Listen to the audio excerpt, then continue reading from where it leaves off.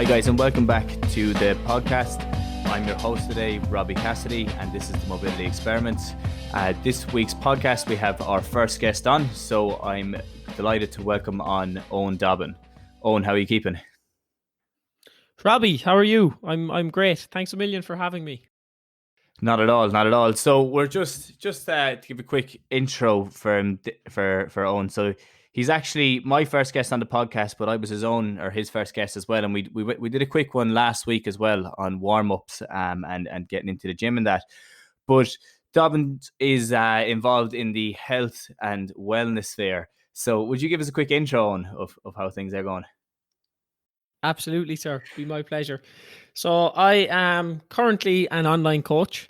I am a podcaster too, as you touched on there. I'm currently going through a rebrand. So if some of your listeners here may or may not have heard my podcast, the rebrand is actually the Eoin Dobbin Show, which is one episode into the rebrand, but it's 60 overall podcast episodes as of last Sunday. So just over a year, actually a little bit over a year. 14 months, I think, of podcasting every week. And I work predominantly with people in the fat loss, building muscle space. And as you know, Robbie, and I think we're similar in this regard, I am a big fan of fitness and health being much more than just exercise and nutrition. I think there is a lot of facets to it, and that's something that I try and instill with my clients. And I have a lot of clients as well who don't have body composition goals, who just want to feel better, who want to improve their overall health. Some people want to improve their performance and their energy for other areas of life.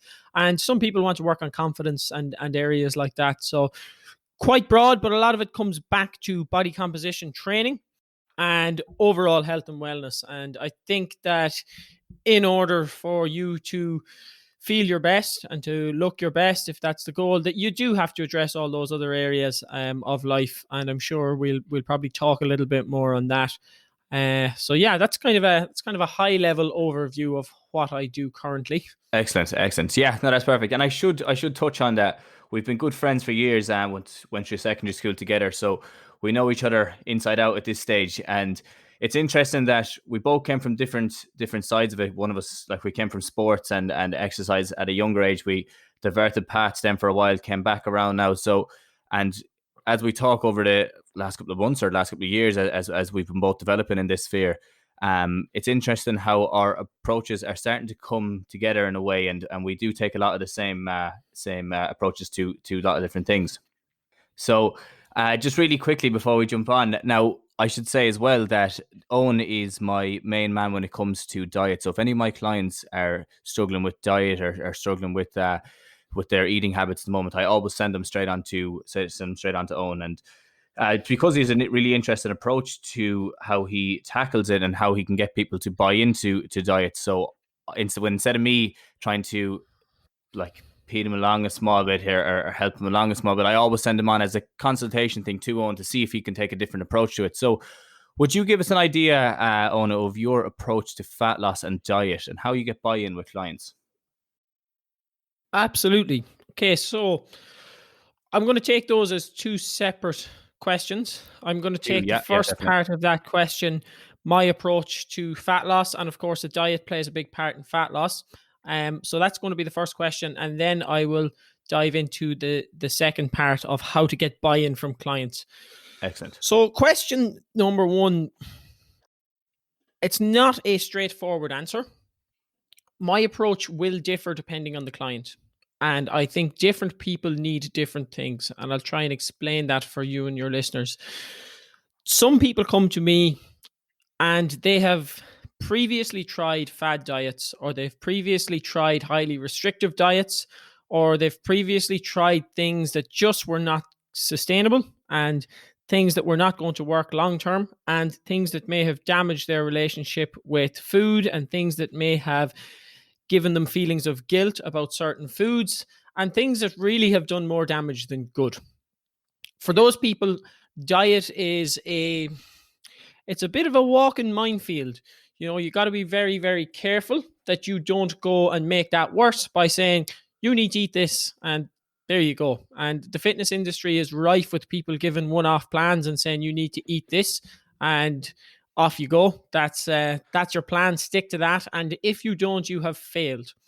And the reality is that in everyday life, nobody who has stuff on their plate, as much of a, pardon the pun, stuff on your plate, nothing to do with the diet, but just in terms of overall life, we all live really busy lives, and most people these days, time is a kind of a valuable asset. And we also live in a world where a lot of things happen spontaneously. We don't always have the time to be prepared. So following a strict meal plan that's down, every meal you have to eat this is not really realistic. And it also, people begin to think that they've failed if they don't follow the meal plan exactly. So that can lead to issues. So depending on the client, if someone is coming to me and they have a very damaged relationship with food, I would be telling them that we're going to work on habits as opposed to you need to eat this. So I would be looking at overall nutritional habits and what kind of foods they consume, what kind of foods they like, and where they can make small sustainable changes to improve over time. Now, the small sustainable changes is the thing that works long term, because if you try and do a factory reset from day one, you'll do it for 2 weeks.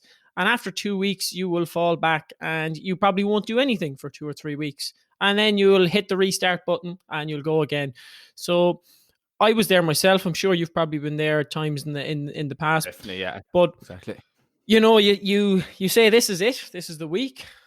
For the next 8 weeks, I'm going to eat perfectly. I'm not going to have any chocolate. I'm not going to have any ice cream, whatever else.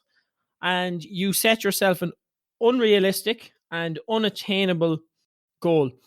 And it's not really a goal. It's just, I'm going to behave like this. And you can't really map out behavior like that. You have to start from the bottom and work on what you need to work on. So for people in those situations, I would be getting people to make small sustainable changes. It might be including a portion of fruit and vegetables at each meal. It might be focusing on lean proteins. It might be just increasing the amount of protein that they intake, because a lot of people don't have enough protein in their diet. It might be looking for high satiety foods, so foods that will keep you fuller for longer. That would be in the form of vegetables, generally, also things like potatoes. And, carbs have a bad name in some circles. And I think the problem is the type of carbs that we generally consume and how we consume them is the issue, not the carbs themselves. So things like potato, rice, things that keep you full and are easy on the digestive system for most of us and provide quite a good nutritional profile as well. I would be getting people to have more of those. Excellent. Now, simply starving yourself will make you lose weight and body fat, but it's not sustainable and it's miserable and it's not going to work for you long term. So that's quite a broad answer on people who have had issues, but it is very individualized. And I do have clients on the other end of the spectrum who know quite a bit more, who have a healthy relationship with food, who are already doing a lot of things right. And in their case, I would get a lot more specific. So in their case, they would have carbohydrate targets, they would have fat targets, everyone would have some sort of a protein target. But people who are looking for really specific body composition goals would have a lot more kind of specifics in their nutritional programming. And people who are just learning the habits would start from the bottom. So that's kind of, I don't know if you want to bounce any questions off that first question, and then maybe I can go to the buy-in afterwards, because I'm sure there's probably a few things there you'd like to jump on. Yeah, just one main thing I want to touch on there, and you mentioned it as well. Creating sustainable habits is a huge thing, and it's something that you have to do when it comes to that wellness sphere and health sphere. It's something you have to do if you want to get that long-term change. Because, and it's something that you speak on extensively, would be motivation. That motivation is such a tricky thing for people, in that they'll be feeling motivated of a Sunday evening and they're ready to go Monday morning. They might get up 6 o'clock Monday morning and they do everything perfectly. And you might trail over into Tuesday as well and get that same thing as well. But as the week goes on, and motivation ties into this thing, ego depletion, I'm sure it's about you only have enough willpower to get through certain things. And that willpower drains as the day goes on. And depending on how you are, this is just some of the research what it's saying, depending on what your behavior is like, depending on what your health is like, your mood is like, what happens to you during the day, it's all going to draw away from you. So that idea of creating those sustainable habits is huge, and it's so important. So how what's your take on motivation, and how do you create the sustainable habits? Or going exactly into the next one, how do you get more buy-in to create those sustainable habits, if that makes sense? Yeah, so motivation, and yeah, I'm a big, I suppose I wouldn't say non-believer in motivation, because it does have its place, Yeah. but I also think that people rely on it, and people often say to me, "Oh, you're so motivated. I don't know how you do it." And my response is generally, I'm not all that motivated. There's plenty of mornings where I don't feel particularly like getting out of bed and going to the gym, that I don't feel like getting out of bed and putting down a big day's work, but I have to do it because it's part of the end goal, and it's part of who I am at this stage, because in my case it's become a habit, and I've done Yeah. it enough. But for people who are relying on motivation, and you touched on it there, the issue is that it's fleeting and it doesn't last. And motivation is great to get you started on some sort of a journey or some sort of a task or some sort of a goal, but it won't keep you at it. And if you are consistently relying on motivation, you will consistently fail, because it's only going to be there for a short period of time. When it drops off, you feel, I'm not motivated, therefore I won't do and I won't take action. And action is the deciding factor in whether or not anything is going to work. It comes down to action. Even if your effort is not 100%, or your execution is not 100%, consistent action will get you there eventually. And that's the most important thing. So people think that relying on motivation and trying to be 100% for a set period of time is going to work. However, the reality is that if you just gave yourself a little bit more leeway and didn't try and go 100% and did 80% consistently, you would get a lot more back. So motivation wise, I tell people, if you do like to be motivated, taking action motivates you. So continue to take action, and that will motivate you to take more action. If you get up in the morning and you eat a good, nutritious breakfast and you have slept well and you have lots of energy, you are more likely to go to the gym in the evening after work. If you wake up in the morning and you don't have a good breakfast and you end up eating less than nutritious food at lunch, and you just don't feel good, your energy levels aren't great throughout the day because you Yeah. haven't eaten enough nutritious food, maybe you haven't hydrated with enough water, by the time you finish work, you probably don't want to go to the gym. Yeah, So those little exactly. actions are going to motivate you. Going to the gym in itself, when you come out and you feel great, particularly on the days that you don't want to, motivates you to go the next time when you don't feel great. You will remember how well I felt after that session the last time I didn't want to do it. So actions lead to motivation. I also don't think motivation is necessary. I think motivation will get you started, but I think then you have to rely on discipline. And I think you have to throw out motivation. So to build Yeah. habits, you obviously have to do something for enough time for the habit to form. And that comes down to discipline. And that comes down to saying, I am going to do this until it becomes a habit. And it doesn't have to be every day. And I think that's the issue. Sometimes people think that it has to be every day. It can be gymming 3 times a week.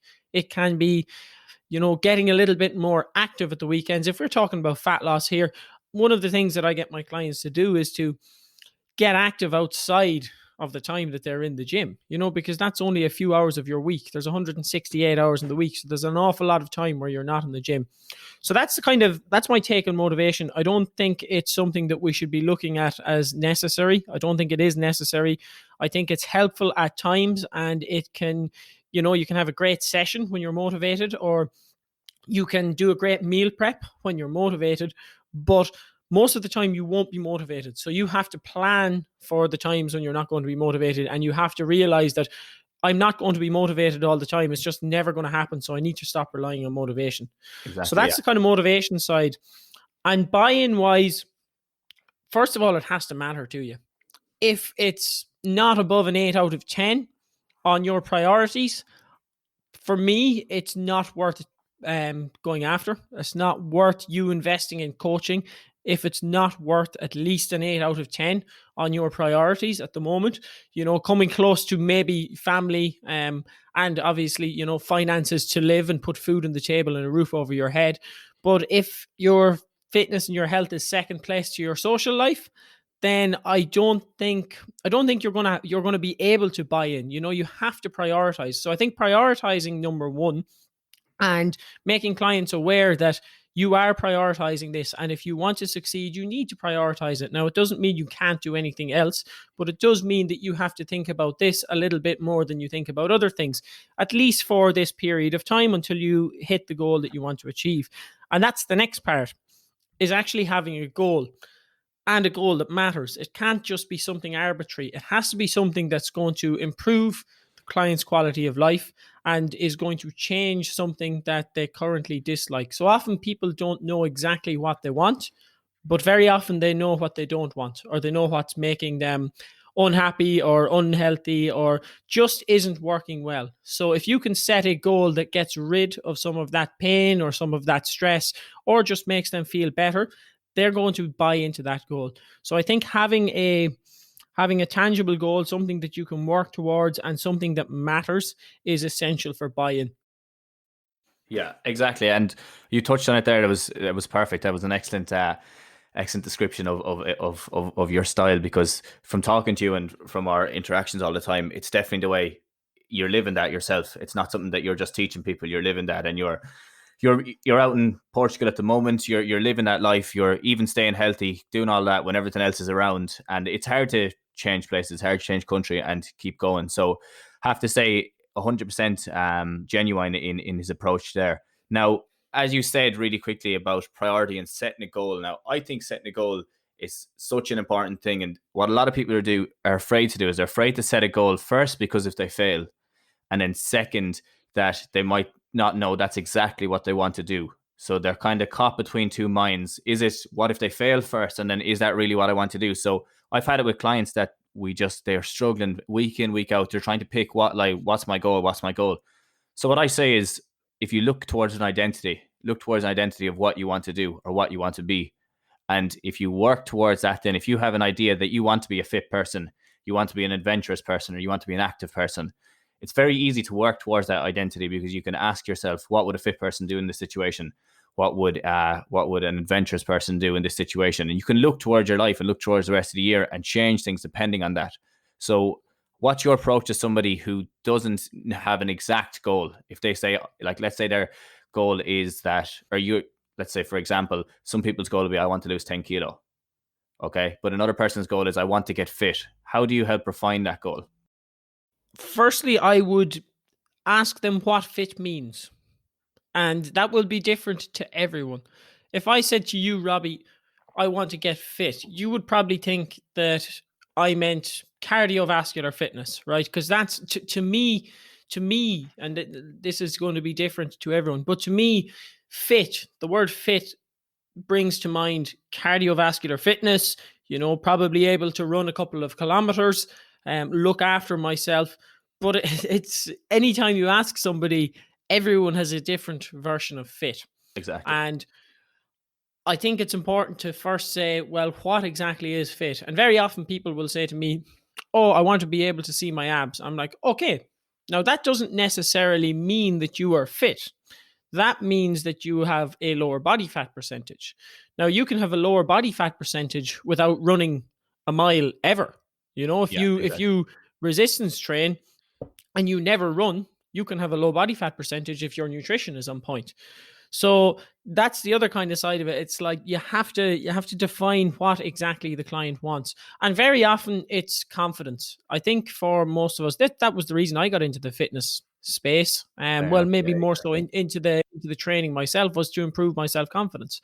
And I think deep down for most people, that's where they are struggling, or that's what they'd like to improve, because I think it affects us on many, many levels. And I think if we're not happy with how we feel, if we don't feel fit and healthy, and we don't feel that we're looking after ourselves and giving ourselves the proper treatment and care, we don't feel very confident, and we just don't feel as good as we could.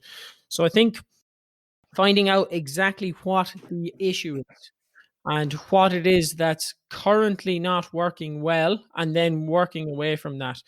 Because I think you have to set a goal it has to be based on something that matters.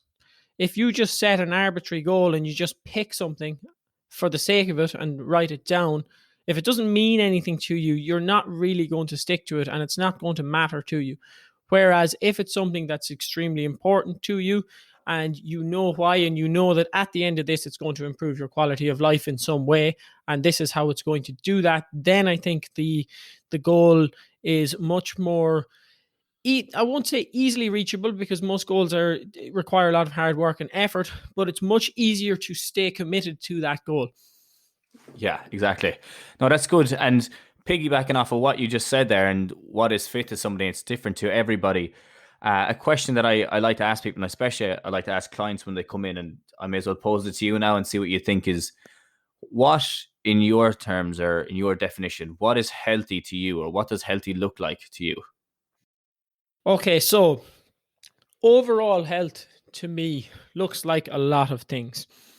It looks like physical health, it looks like mental health, it looks like stability in jobs, in relationships, in, obviously your living settings, that you're not on the brink of maybe losing the place that you're staying or something like that. And these, I know this, for a lot of us, this isn't something we would have considered, but it's hard for people when you don't have those securities. And some of us, will take for granted that we have the security of a roof over our heads. If you don't have that security, it's very hard to worry about other elements of your health. So I think from a really basic level, job and home security and family security, and security of friendships is kind of a basic level. And there's a very interesting pyramid called Maslow's hierarchy of needs. I don't know if you've heard of it. Yeah, And I can't quote it from bottom to top, but it basically, the basic concept is that in order for you to excel and for you to put effort into yourself and into bigger tasks, you need to have the fundamentals. Food, water, shelter. Those things can't be on your mind. If you're just struggling to survive, then you can't really think beyond that. So for most of us, that's not going to be the case, but that's kind of the bottom tier. For me, for most of us who are living in the Western world at the moment, those may not be issues for us, and hopefully they're not for anybody listening. So I think we will probably be looking at our lifestyle, our mindset, our nutrition, and our exercise. Now, I call these the 4 pillars, and I believe for pretty much any goal, for overall health, for how you feel, certainly for anything fitness, body composition, and overall health related, I think that these are the 4 fundamental pillars. And when I got into the fitness industry, I thought it was exercise and nutrition, and that was it. And I knew how to program a training plan, and I knew how to program some nutrition. And I thought, there you go, that's it. I've cracked the code. I know how to coach people. Not at all. I couldn't have been more wrong. The most important thing, I think, from a longevity and a consistency point of view, is your mindset, because that is what keeps you going, and it influences your decisions, and it influences, like you said, thinking about what would the guy who is super fit and can run a marathon do in this situation? What would the boxer do in this situation if you want to be a boxer? What would the professional do in this situation? What would the person who looks after their mental and physical health do in this situation? So the mindset of being self-aware, and then making choices based on, what's going to be good for future you. That all ties into mindset. I mean, there's loads, you could do 10 podcasts on different aspects of mindset. So I won't go into that in too much depth, but that is the number 1 pillar for me, because I think it influences every other pillar. It influences your decision making. Your decision making influences your choices. Your choices end up becoming habits when you do them over and over again. And your habits lead to the second pillar, which is your lifestyle. And your lifestyle is what you do from morning when you wake up till you go to bed at night. And of course, the hours that you're sleeping. They're very, very important too, as you well know. For me, exactly. lifestyle comes down to a few key things. It comes down to breath work, which I know you're big into. It comes down to movement. It comes down to habits. Is kind of, it's the beginning of your lifestyle, because your habits form your lifestyle, but your little daily behaviors what you consume, the kind of content you consume. And when I say content, I don't mean just social media, which is what a lot of us think of as content now. I mean the books that you read, the people that you spend time with, the company that you keep. You're the average of the 5 people you spend the most time with. So, choose those people wisely. Make sure they're people who are not kind of pulling you in the wrong direction, or away from the direction of your goals. It's not, everyone has their own direction, so who am I to say what's right and what's wrong? But if you have a certain goal and your close friends are pulling you away from that goal, well, maybe for you that's the wrong direction. So that's your lifestyle. Again, it's very broad, but it comes down to the choices you make around nutrition, the choices you make around, do you go to bed early, your sleep?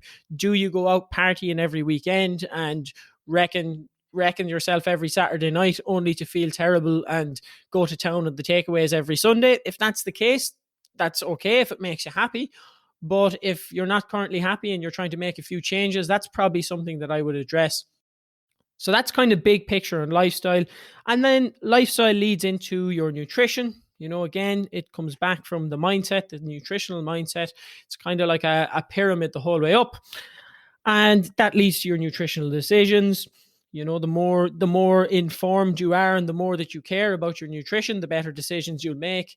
The more you'll do your little bit of research, the more you'll be inclined to learn, the better choices you'll make. And of course, your lifestyle influences that as well, because if you imagine that you're a guy who gets out every weekend, and let's use it, this is a funny example for us anyway, because if anyone doesn't know where we come from a small area in the north of Clare, and there is an awful lot of farmers and agriculture and stuff around there. So if you imagine, Robbie, someone who is a farmer, right, and they eat whatever they want, they don't care about nutrition, they eat a big fry for breakfast every morning, no interest in nutrition, but they spend their whole day running around fields, lifting bales of hay, chasing cows, whatever else farmers do.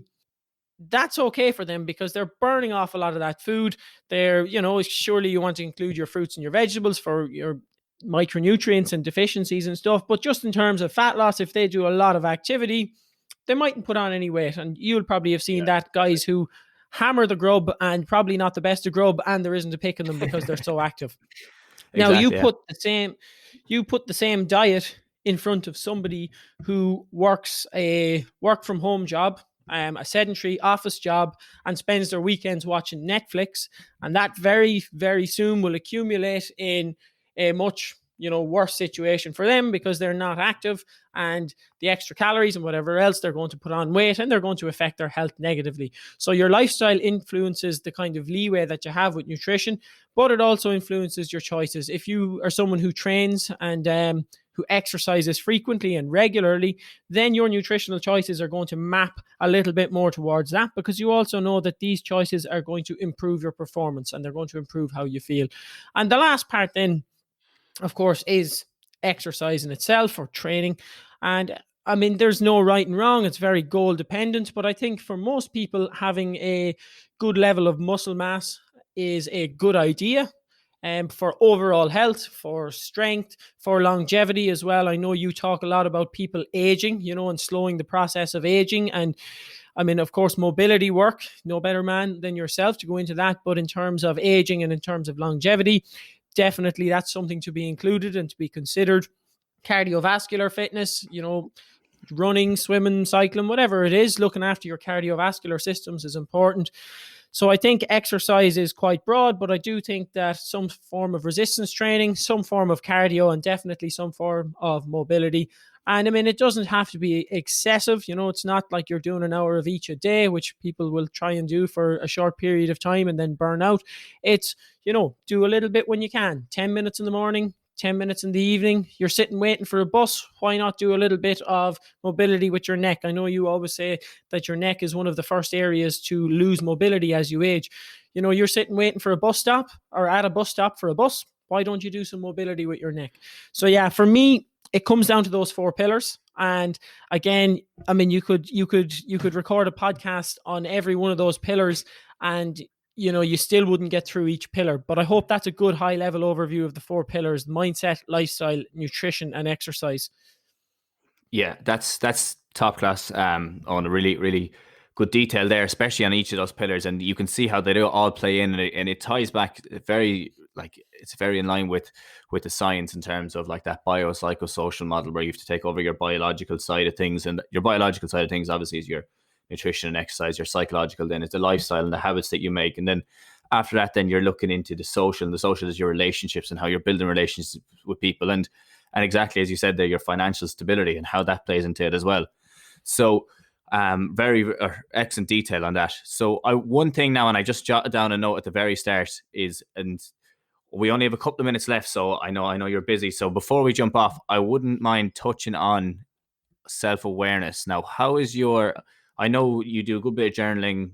You've practiced meditation. You definitely have a breathing practice as well, and your self-awareness ties into everything that you do. So, what type of practices do you have, or how do you practice self-awareness at the moment, and how do you include that with your clients? Then, when you're working with clients, how do you build self-awareness? I should say. Yeah, so I mean, the first thing, I suppose, I'll give you my routine, and then I'll give you what I do with my clients, because they're both a little bit different. My routine at the moment is very simple and straightforward. Like you mentioned there, the journaling. I don't have a lot of time. Time is a valuable asset because I'm busy. So for me, the journaling is massive. Every morning when I wake up, I write in my journal, and it is, it's sometimes it's only 5 or 6 sentences if I'm in a rush. 5 or 6 sentences. Sometimes it's a page of a copy. It depends. Some mornings I don't get it done, and I'll do an evening entry. Some days I miss it, but most of the time, every day I'll get an entry in. It's generally first thing in the morning and last thing at night.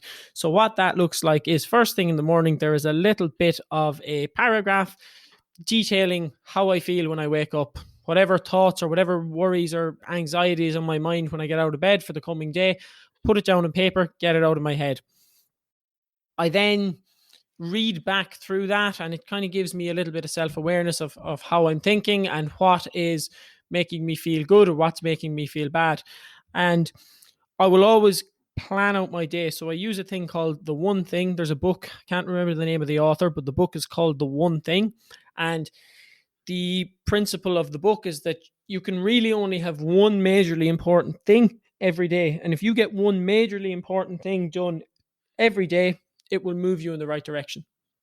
So, for example, somebody who is trying to lose body fat, prepping your meals could be your one thing. On a Sunday, your one thing might be prepping your meals for the week so you don't have to think about nutrition. On a higher level, your one thing could be tracking all your food for the day, if you're a little bit more specific. And the one thing can be anything. It's the thing that's most important and that's going to move you towards whatever your goal is. Writing down what I'm grateful for. So 3 gratitude anchors, 3 things that I'm grateful for, makes me aware of how lucky I am to be in my current situation, how lucky I am to have food, water, shelter, family, friends, all the things that are super, super important in life, and of course my health. So being grateful for those things. And sometimes that gratitude practice is something small. It's being grateful for the fact that I got to spend an hour with somebody between work, a close friend. I got to spend an hour. Today it could be, I'm grateful for the fact that we got to chat it out in a podcast. We're both busy guys. We don't, we chat quite frequently, but we don't often get an opportunity to do this. So that could be one of my gratitude anchors today. Am I lucky to be able to converse with one of my best friends on a platform that I'm helping other people with, right? Exactly. So that's 3 gratitude anchors. Takes you 2 or 3 minutes every day, and it makes you aware of the things that are important.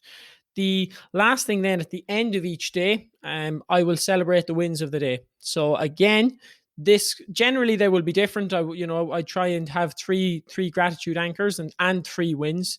But just to use the example, I also could use this podcast as a win this evening. What was a win today? I recorded a podcast with Robbie talking about my view on health and fitness and overall wellness, and helped out people who were listening in. It could be that I went to the gym and I got my gym session done. Even though I had a busy day, I managed to get my gym session done. It could be that I made better nutritional choices. It could be anything. It's focusing on the small wins and focusing on the things that's working well, and what you focus on grows. So in terms of self-awareness, that's kind of where I'm at. But also listening to podcasts and listening to seminars or attending seminars and reading books and making notes of things that stand out to me and things that kind of hit home with regard to, if I'm reading a self-development book and something sticks out, I'll make a note of that, and it might stick out to me and it might not stick out to someone else. And by doing that over time, you kind of find out where you lie, and what makes you tick and what doesn't make you tick. Also the breath work and just paying attention to how I feel when I'm doing things. So how I feel when I'm Yeah. doing certain tasks, when I notice when I feel happy, making a note of that and going, why am I feeling happy now? Okay, it's because I'm doing something I enjoy. Well, I better try and do more of that. Making a note of when I feel pissed off or sad. Okay, I'll make a note of that. Let me try and do less of whatever that thing is. You know what I mean?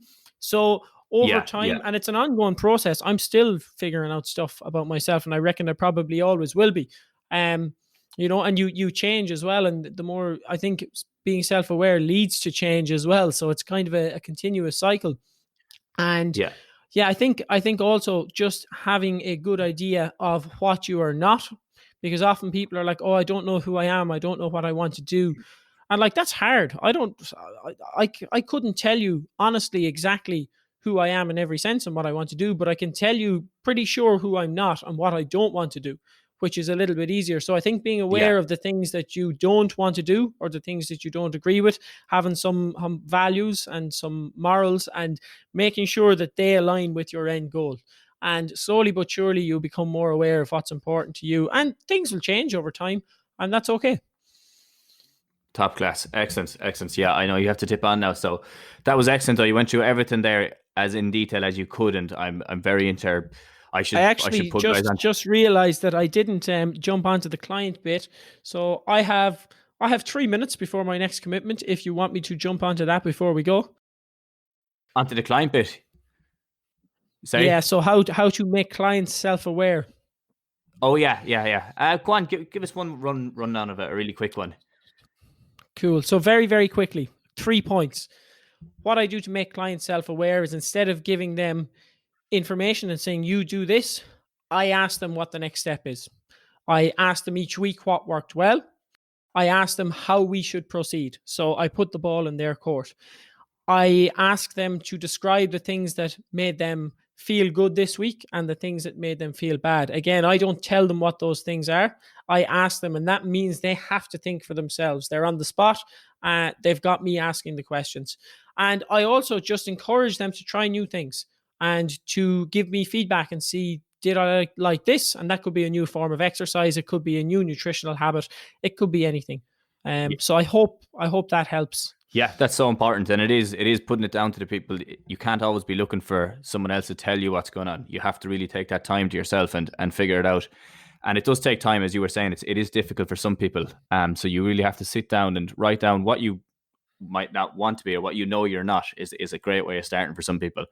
So yeah, that's excellent, Dobbs. I'm very happy with that today. We went through a lot of stuff. We covered everything and more, and I'm sure you could go in for another 4 or 5 hours of this if we stay going. But we as you were saying, we have busy schedules to keep jumping onto stuff. So we're gonna thank you. Thanks a million. Where can people find you, or is there any leaving notes that you have, or anything you want to leave behind you before you go? Yeah, so I mean, where can people find me? People can find me. I've just rebranded the podcast to the Eoin Dobbin Show, and you will find that on Spotify. You will also find it on iTunes. I think it's on Stitcher too. I think it's on most platforms. I only know the big two because I'm an idiot when it comes to tech and all that kind of carry on. You can also find me on Instagram, so owendobbin.pt. That's kind of where I'm most active. And yeah, I've kind of just gone through a rebrand, so you may see bits of the old branding about, but things are kind of changing because I kind of changed my direction, and I realized that this is the direction I want to go. It's kind of the topic of this conversation, the overall health and wellness, and the work on the lifestyle and the mindset as well, as opposed to just the kind of training and nutrition side of things. So yeah, I mean, leaving notes. First of all, thanks a million for having me. Really, really enjoyed it, and we always have great conversations, whether or not we're recording them. So it's nice to put one out there. And yeah, leaving notes. I just think that if you haven't heard of this approach yet, to have a look at the overall, the big picture of things, because a lot of times people leave a lot on the table in terms of progress and bettering themselves in ways that they could if they address the stuff that isn't often addressed, and that's the mindset, how you're thinking, the lifestyle, what you're doing. And take a big picture and don't be afraid to get out of the comfort zone and try something new. Excellent. Thanks. That's great finishing point. So we'll leave it at that for today, guys. Thanks a million for signing in. Thanks a million for Dobbins or Eoin to jump on again today.